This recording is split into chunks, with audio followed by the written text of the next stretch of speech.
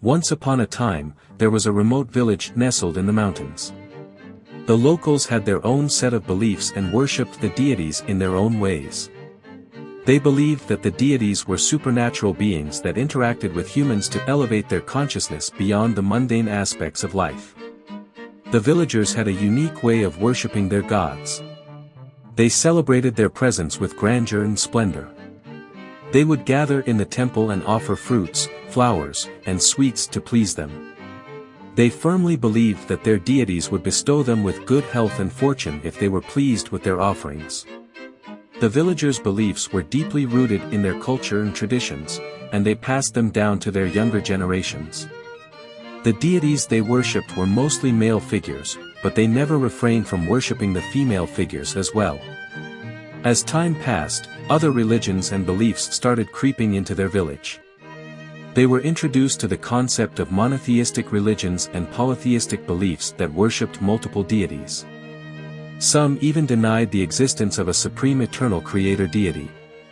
However, the villagers held on to their own beliefs and continued worshipping their gods. They firmly believed that their deities resided within every living being's body, manifesting themselves as sensory organs and mind.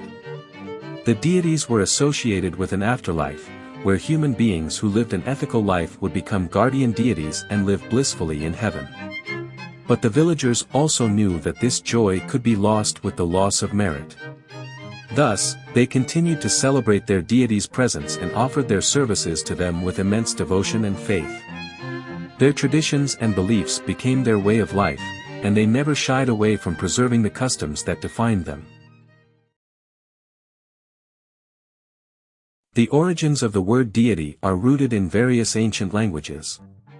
Augustine of Hippo coined the Latin term deitatum, meaning divine nature, from the Proto-Indo-European origin *dios, which is related to Greek dios and Latin deus.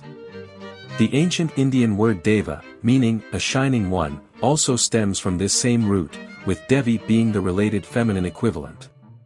However, Old Persian diva means demon, evil god, while in Sanskrit, it refers to the terrestrial things of high excellence, exalted, shining ones.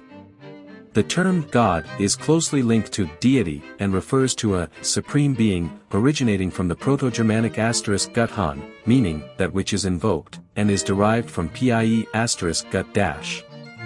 Another possible root of God is the Proto-Germanic Gott, which traces back to the pie root *guda-, derived from *gu-. The term *gu is also the source of the Greek kain, meaning to pour.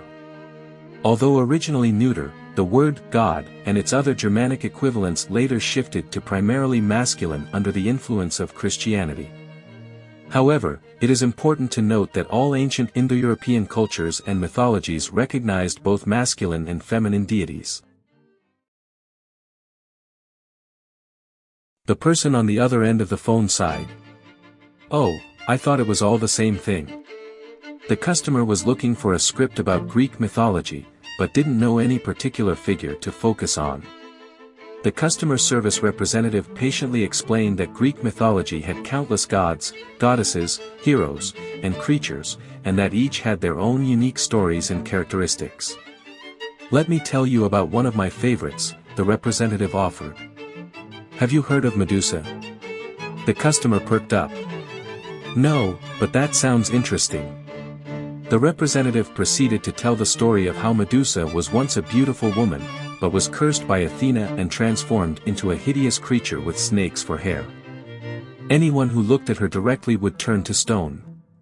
The hero Perseus was tasked with killing Medusa and used a mirror to avoid her gaze while chopping off her head.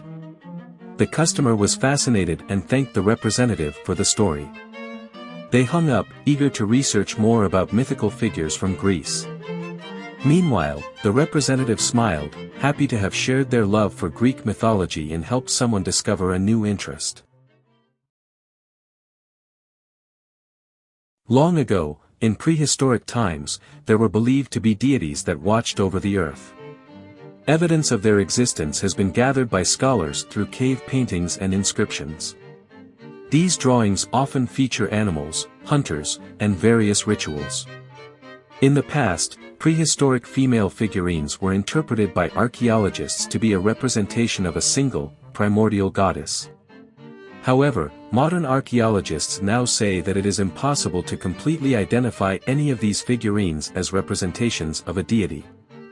One figurine, in particular, has caught the attention of many. The Venus of Willendorf is a female figurine that was discovered in Europe and is dated back to approximately 25,000 BCE. Some scholars have suggested that it may represent a prehistoric female deity. There have also been discoveries in Ein Ghazal and Catalhoyuk that suggest the existence of deities with a complex mythology. Although it is impossible to definitively identify ancient figurines as representations of deities, it is still fascinating to explore these historical pieces individually and assess their likelihood of representing an ancient deity. The Venus of Willendorf, Ein Ghazal, and Catalhoyuk provide us with clues that help us understand the world and beliefs of those who came before us.